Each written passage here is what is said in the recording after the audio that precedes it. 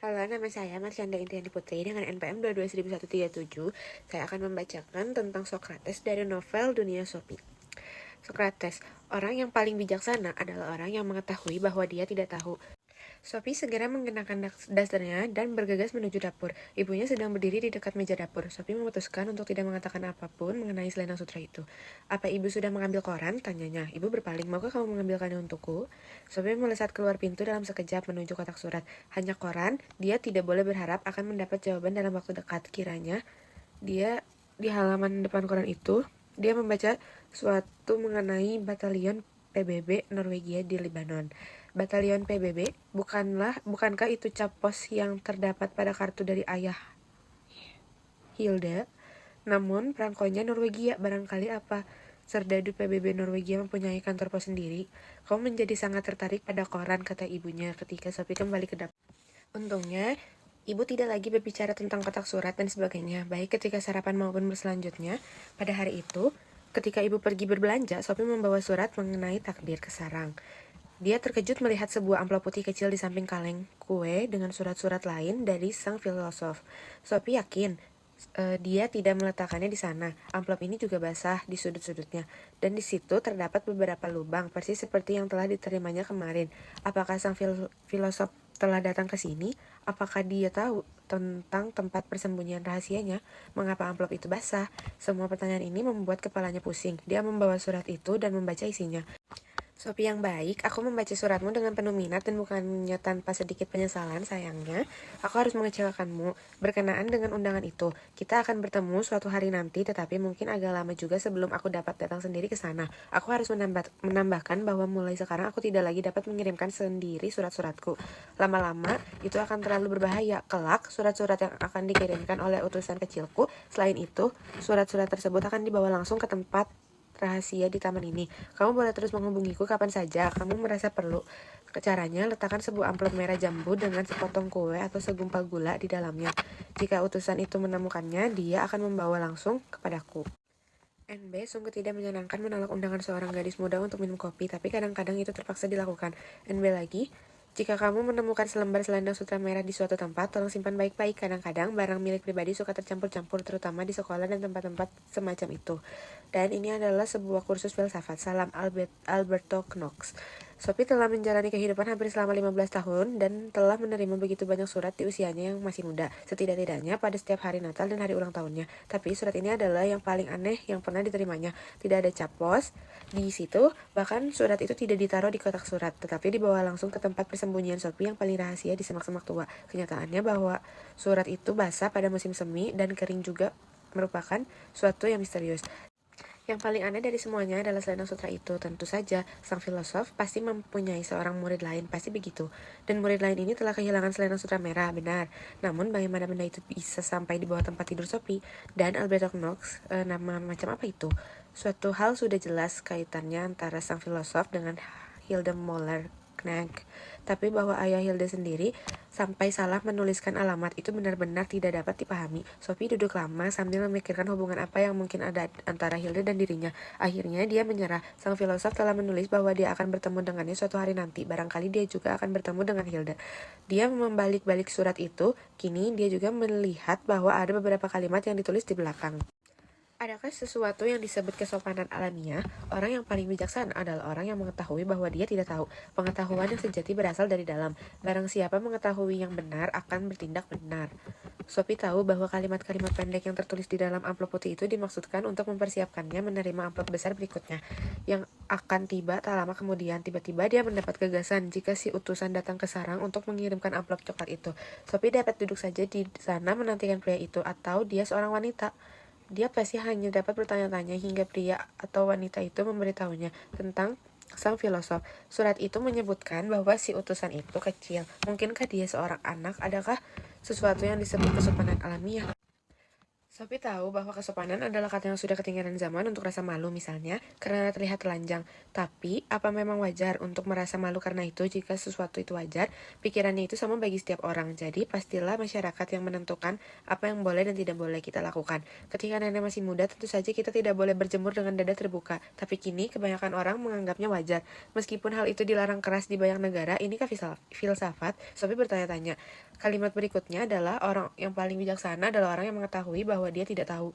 Lebih bijaksana dari apa? Jika yang dimaksudkan sang filosof adalah bahwa seorang yang menyadari dia tidak mengetahui segala sesuatu di dunia itu lebih bijaksana dibanding dengan orang yang hanya mengetahui sedikit, tetapi mengira bahwa dia mengetahui segalanya. Ya, itu memang tidak sulit untuk disetujui. Sophie tidak pernah memikirkan itu sebelumnya, tapi semakin dalam dia berpikir, semakin jelas baginya bahwa mengetahui apa yang dia tidak ketahui adalah 3 macam pengetahuan. Hal paling tolol yang diketahuinya adalah jika orang bersikap seolah-olah dia mengetahui segala sesuatu yang sama sekali dia tidak ketahui.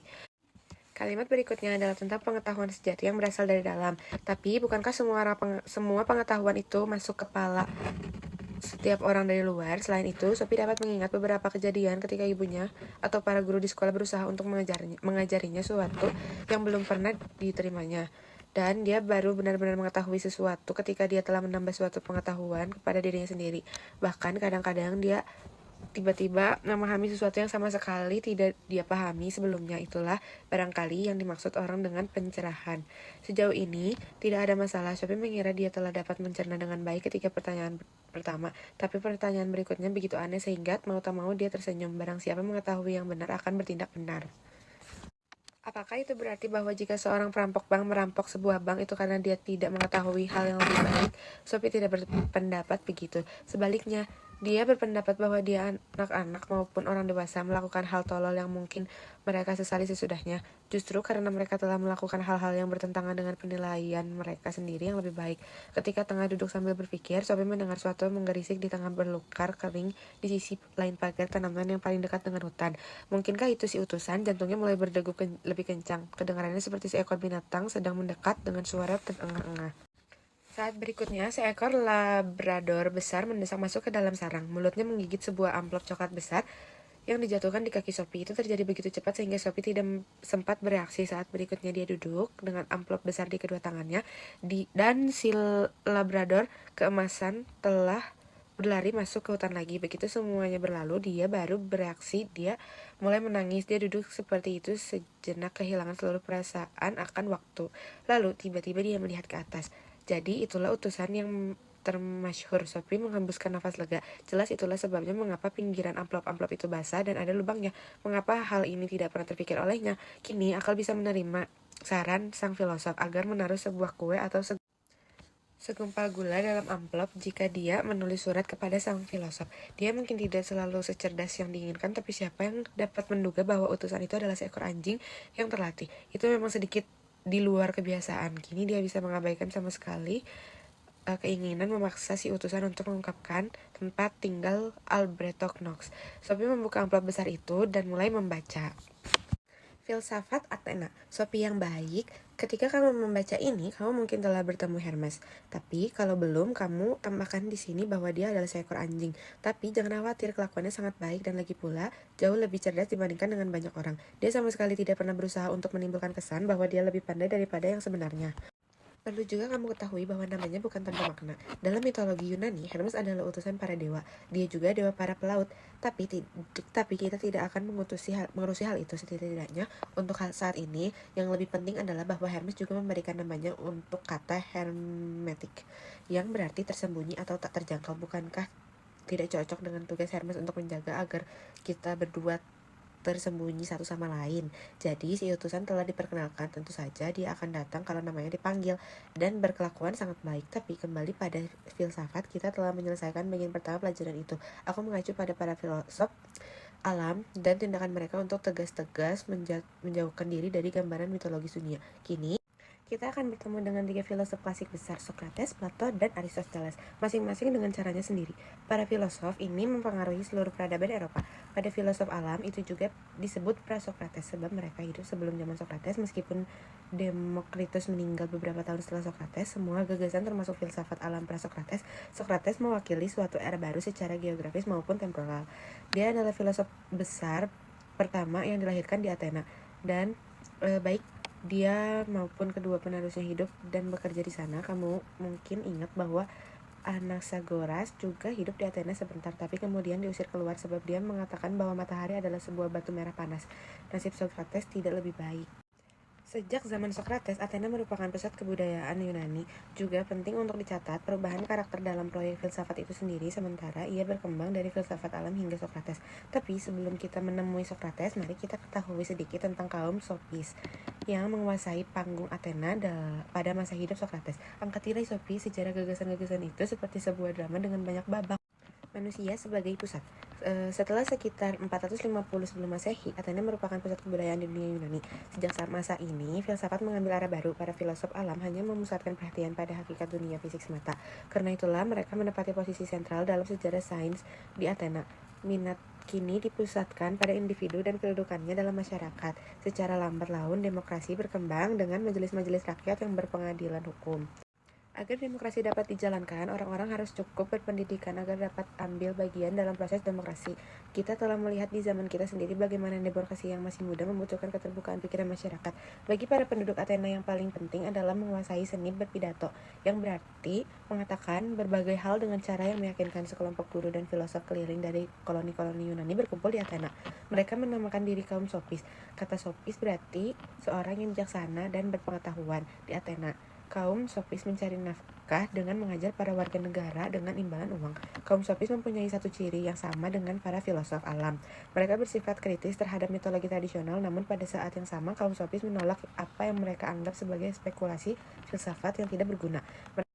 Mereka berpendapat bahwa meskipun ada jawaban untuk pertanyaan filosofis, manusia tidak dapat mengetahui kebenaran mengenai teka-teki alam dan jagat raya. Dalam filsafat, pandangan seperti ini dinamakan skeptisisme. Namun, bahkan jika kita tidak dapat mengetahui jawaban seluruh teka-teki alam, kita tahu bahwa orang-orang harus belajar untuk hidup bermasyarakat. Kaum Sofis memilih untuk menyibukkan diri mereka dengan masalah manusia dan kedudukannya dalam masyarakat.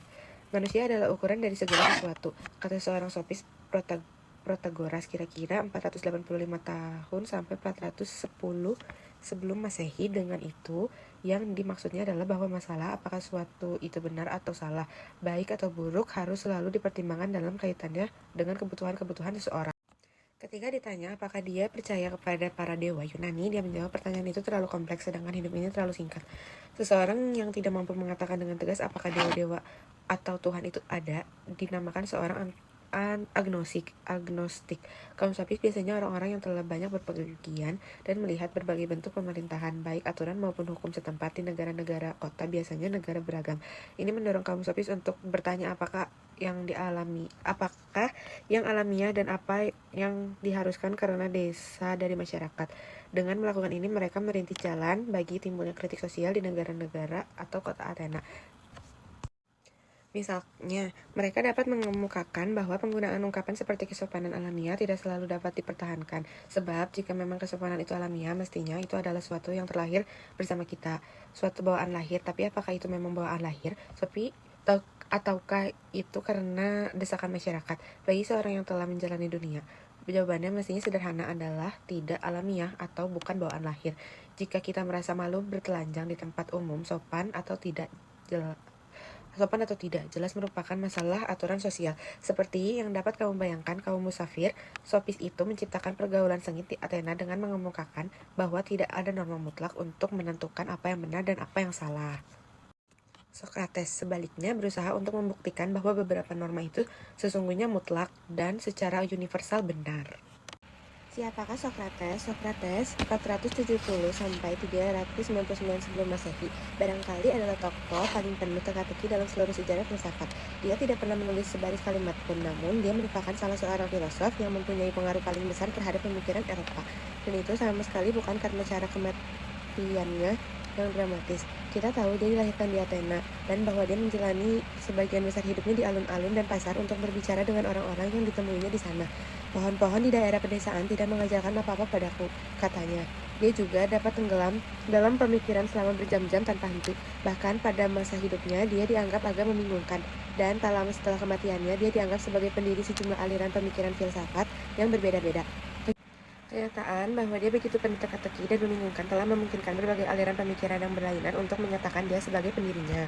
Sokrates, kita tahu pasti bahwa dia sangat buruk rupa, perutnya gendut, matanya menonjol, dan hidungnya pendek serta besar.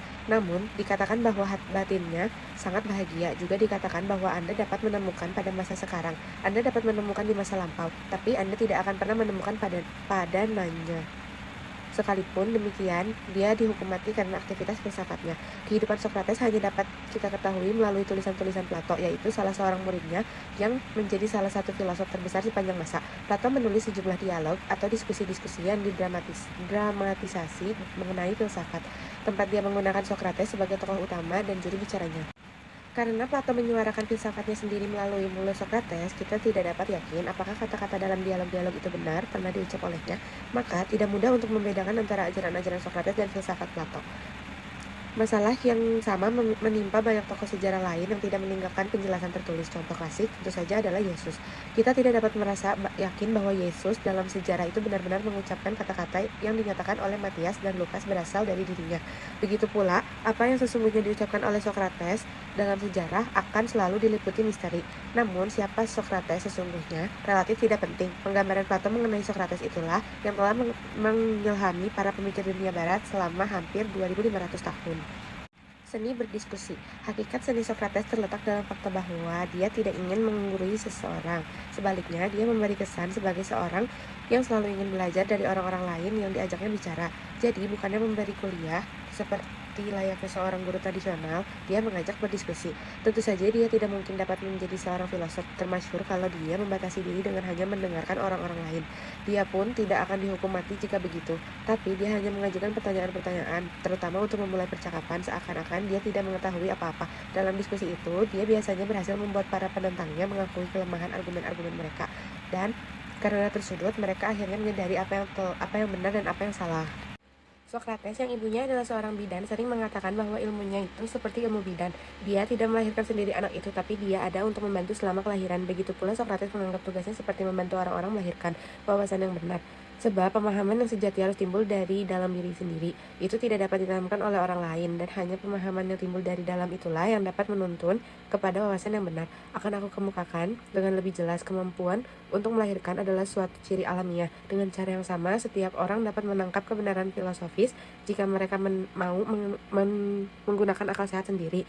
Menggunakan akal sendiri berarti masuk ke dalam diri sendiri dan memanfaatkan apa yang ada di sana. Dengan berlagak bodoh, Sokrates memaksa orang-orang yang ditemui untuk menggunakan akal sehat mereka.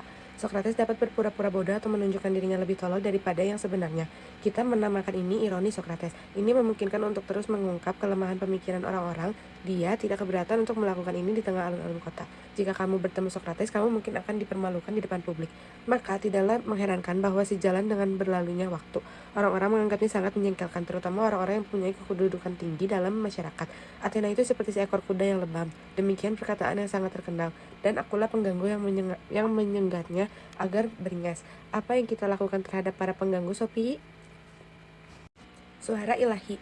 Bukan maksudnya untuk menyiksa sesama makhluk jika Sokrates terus menyengat mereka. Suara hatinya tidak memberikan pilihan lain.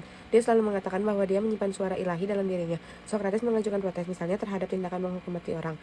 Dia juga menolak untuk memberi informasi kepada musuh-musuh politiknya. Inilah yang akhirnya membuatnya kehilangan nyawa. Pada 399 sebelum Masehi, dia didakwa memperkenalkan dewa-dewa baru dan merusak kaum muda, serta tidak mempercayai dewa-dewa yang telah diterima.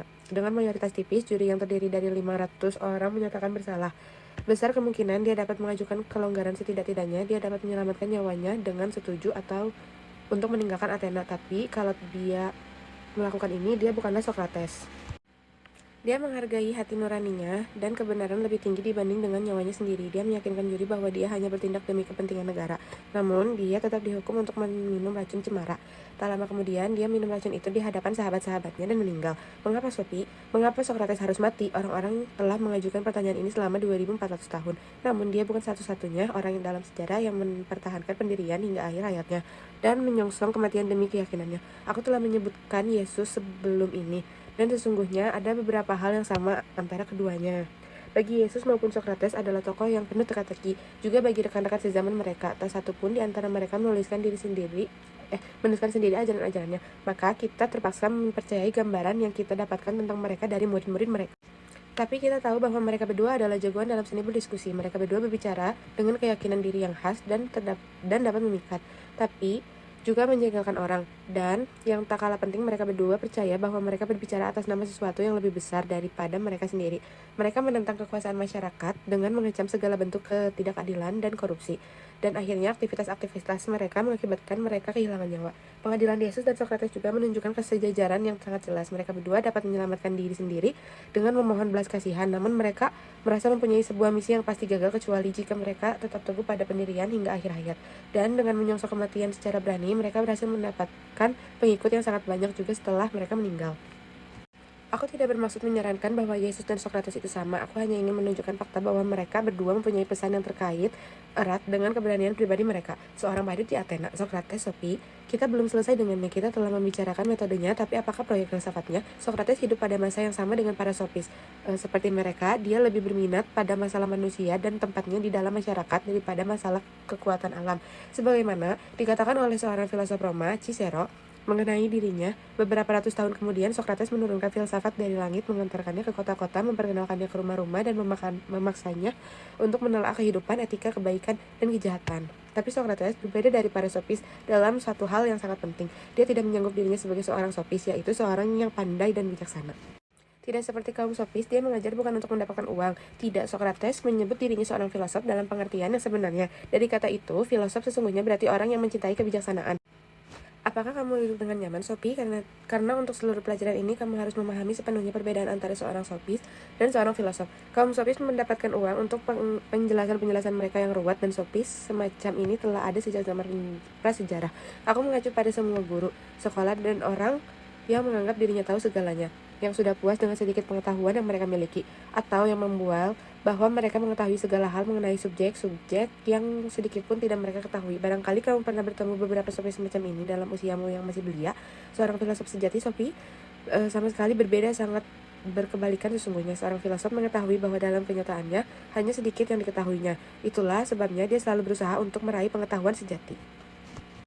Socrates adalah salah seorang manusia langka ini. Dia dulu bahwa dia tidak tahu apa-apa tentang kehidupan di dunia, dan kini muncul bagian yang penting.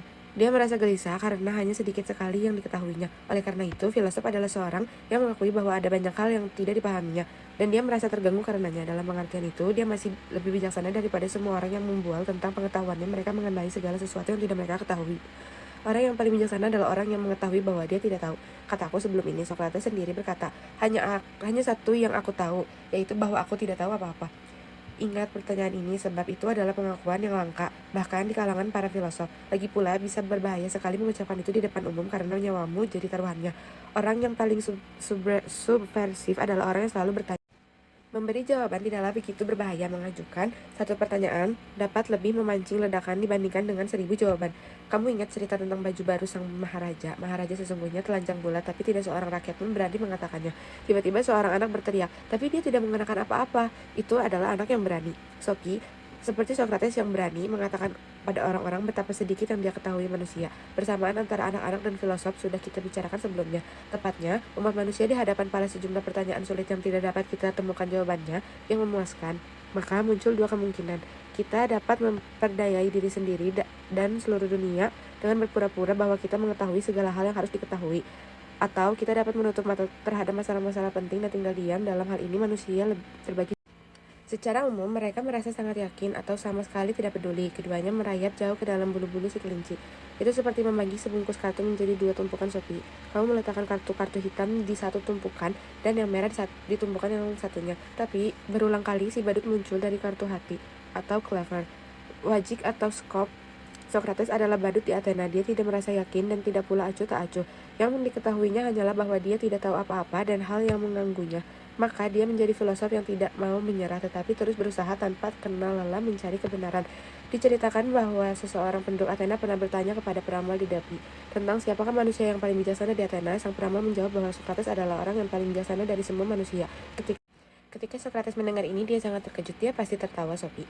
Dia pergi mendatangi seorang di kota yang oleh dirinya maupun semua orang lainnya dianggap sangat bijaksana. Tapi ketika ternyata orang yang tidak mampu memberi Sokrates jawaban yang memuaskan terhadap pertanyaannya, Sokrates sadar bahwa peramal itu benar. Sokrates merasa adalah penting untuk membangun landasan yang kuat untuk pengetahuan kita. Dia percaya bahwa landasan ini terletak pada akal manusia dengan keyakinan yang tak tergoyahkan pada akal manusia. Jelaslah bahwa dia seorang rasionalis. Barangkali kamu beranggapan bahwa bagian terakhir ini agak terlalu kabur, Sophie. Coba aku kemukakan begini. Sokrates menganggap bahwa tidak mungkin seseorang dapat bahagia jika mereka bertindak menentang penilaian mereka yang lebih baik. Dan orang yang tahu cara meraih kebahagiaan akan melakukan hal itu.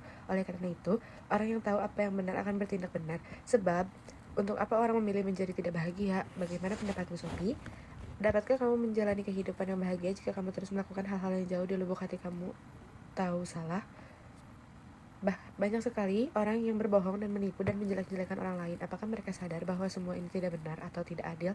Apakah kamu pikir orang-orang ini bahagia? Menurut Sokrates tidak. Setelah Sophie membaca surat itu dengan cepat dimasukkannya ke dalam kaleng kue dan tidak merangkak keluar menuju taman. Dia sudah ingin berada di dalam rumah sebelum ibunya kembali dari berbelanja untuk menghindari pertanyaan dari mana dia tadi, dan dia telah berjanji akan mencuci piring. Dia baru saja mengisi bak cuci dengan air ketika ibunya datang sempoyongan dengan 2 kantong belanja yang sangat besar. Mungkin itulah sebab ibunya berkata, "Kamu agak sibuk belakangan ini, Sophie." Begitu pula Sokrates. Sophie tidak tahu mengapa dia mengucapkan itu. Kata-kata tersebut keluar begitu saja dari mulutnya. "Sokrates?" Ibu terperanjat, matanya membesar, sungguh menyedihkan. Dia harus mati karenanya. Sophie meneruskan sambil berpikir, "Ya ampun Sophie, aku tidak tahu apa yang harus kulakukan." Tidak juga Sokrates. Yang diketahuinya hanyalah bahwa dia tidak tahu apa-apa. Toh dia adalah orang yang paling bijaksana di Athena. Ibu tidak mampu mengucapkan apa-apa. Akhirnya dia berkata, "Apakah ini sesuatu yang kamu pelajari di sekolah?" Sophie menggelengkan kepalanya dengan penuh semangat. "Kami tidak belajar apa-apa di sana. Perbedaan antara guru sekolah dan filosof adalah bahwa guru sekolah mengira mereka tahu banyak hal yang mereka coba paksakan masuk ke tenggorokan kami. Filosof berusaha untuk memahami segala sesuatu bersama."